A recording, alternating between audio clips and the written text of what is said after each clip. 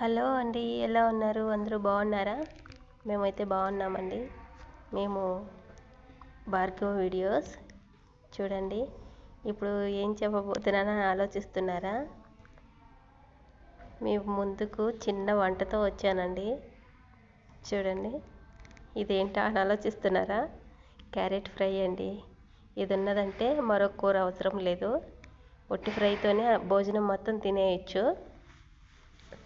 ఇది ఎలా చేసుకోవాలో చెప్తాను ఇప్పుడు. చూడండి, మొత్తం ఫ్రైతోనే తినేయచ్చు, మరొక కూర అవసరం లేదు. ఇప్పుడు ముందుగా మీరు క్యారెట్ తీసుకొని నీట్గా కడుక్కొని ఇదంతా చిగిరేసి ఫస్ట్, ఎందుకంటే దీనికి మట్టి ఏదన్నా ఉంటే, మట్టిలో పండేటివి కదా, మట్టి ఏదన్నా ఉంటే పోదు కదా ఒక్కోసారి, అందుకని మొత్తం నీట్గా జిగిరేసారంటేనా నీట్గా వస్తుంది. ఇవి మీకు కావాల్సిన మోడల్లో కట్ చేసి పెట్టుకోండి. నేనైతే ఇలా కట్ చేశాను, చూసారా?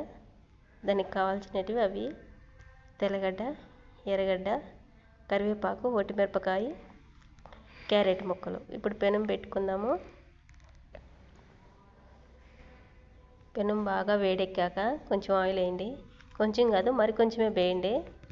ఎందుకంటే మనకు మరో కూర అవసరం లేదు కదా, ఫ్రైతోనే భోజనం మొత్తం తినాలి కాబట్టి కొంచెం ఆయిల్ ఎగస్ట్రానే వేయండి.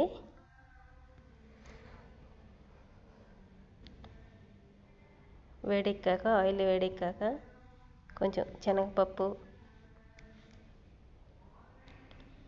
ఉద్దిపప్పు, కొంచెం జీలకర్ర, కొంచెం ఆవాలు వేసి బాగా వేగాక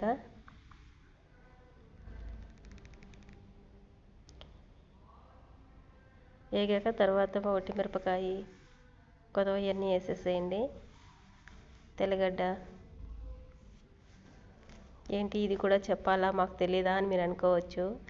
అంటే ఫ్రైగా అందరూ చేసుకుంటారు కానీ మరి ఇలా చేసుకోరు కదా, మరో కూర అవసరం లేకుండా మీకు ఇలా చేసుకోవచ్చు అని నేను చెప్తున్నాను. పైగా నేను ఫస్ట్ టైం చేస్తున్నాను, ఎలా చేయాలో నాకు తెలీదు. పైగా మేము హాస్టల్లో ఉన్నాము, ఇక్కడ ఏమీ వస్తువులు సరిలేవు, మీరేమనుకోవద్దండి. హాస్టల్లో ఎలా ఉంటారో మీకు తెలుసు కదా, మొత్తం ఇలాగే ఉంటారు. ఒక కిచెన్లో 50 మంది వంట చేస్తే ఎలా ఉంటుందండి, ఇంకా ఇలాగే ఉంటుంది. కాబట్టి మీరేం ఫీల్ అవ్వద్దు, ఏంటి ఇలా ఉంది ఇలా చేసింది అనుకోవద్దు. ఉన్నంతలోనే చేసి చూపిస్తున్నాను.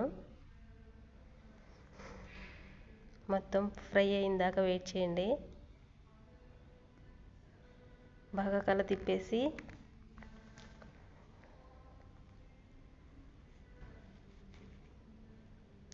చూడండి బాగా. ఇప్పుడు కొంచెం పసుపు వేసుకొని మళ్ళీ కల తిప్పుకోండి.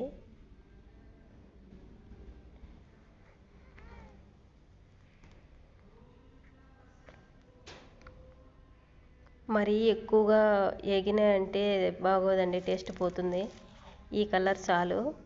ఇప్పుడు ముక్కలన్నీ వేసేసుకోండి. క్యారెట్ ముక్కలన్నీ వేసేసుకొని నీట్గా కల తిప్పుకోండి, మొత్తం కలిసేలాగా. ఇప్పుడు కొంచెం సాల్ట్ వేసుకోండి. ఒకటేసారి సాల్ట్ వేసి కల తిప్పారంటే మొత్తం కలుసుకుంటుంది.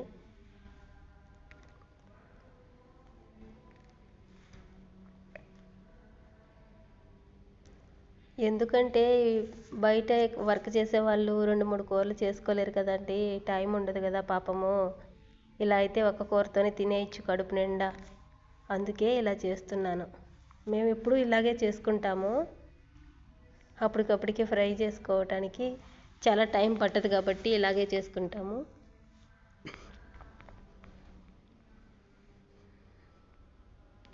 తొందరగా అయిపోతుంది, శ్రమ ఉండదు. డ్యూటీ నుంచి వచ్చి 4-5 కూరలు చేసుకోవాలంటే చేసుకోలేరు కదా. చూసారా, ఒక 4 నిమిషాల్లోనే మగ్గిపోయినాయి. ఇప్పుడు అంతా పప్పుల పొడి వేసుకొని కల తిప్పుకొని దించేయటమే, అయిపోయి. ఎంతసేపు అండి, మీకు ఎవరికైనా నచ్చినట్లయితే లైక్ చేసి సబ్స్క్రైబ్ చేసుకోండి ప్లీజ్. ఏంటి ఇలా పెట్టానని ఎవరు ఫీల్ అవ్వద్దు. ఫస్ట్ టైం పెట్టడం కదా, కొంచెం టెన్షన్తో పెట్టాను. ఈసారి చేసేటప్పుడు నీట్గా తీసి పెడతానండి. ఇలా పప్పుల పొడి నేను స్టోరేజ్ చేసుకుంటాను. ముందుగానే కొట్టి ఫ్రిడ్జ్లో పెట్టుకుంటా. ఫ్రై చేసుకునేటప్పుడు అప్పటికప్పుడు తీసుకొని ఫాస్ట్గా తాలింపు అయిపోతుంది. తొందరగా చేసుకోవచ్చు, టైం ఎక్కువ పట్టకుండా. ఎందుకంటే మాకు డ్యూటీలు ఉంటాయి కదా, చేసుకోవటానికి కుదరదు. పైగా ఇక్కడ చాలామంది ఉన్నాము, 50 మంది ఒకే కిచెన్లో 1 by 1 చేసుకోవాలి. అంత టైం ఉండదు కాబట్టి నేనైతే ఇలా చేసుకుంటాను. కొంచెం ఉప్పు కారం ఎక్కువే తగిలించారంటే మరొక కూర అవసరమే లేదండి, వట్టి తాలింపుతోనే తినేయచ్చు. థ్యాంక్ యూ అండి.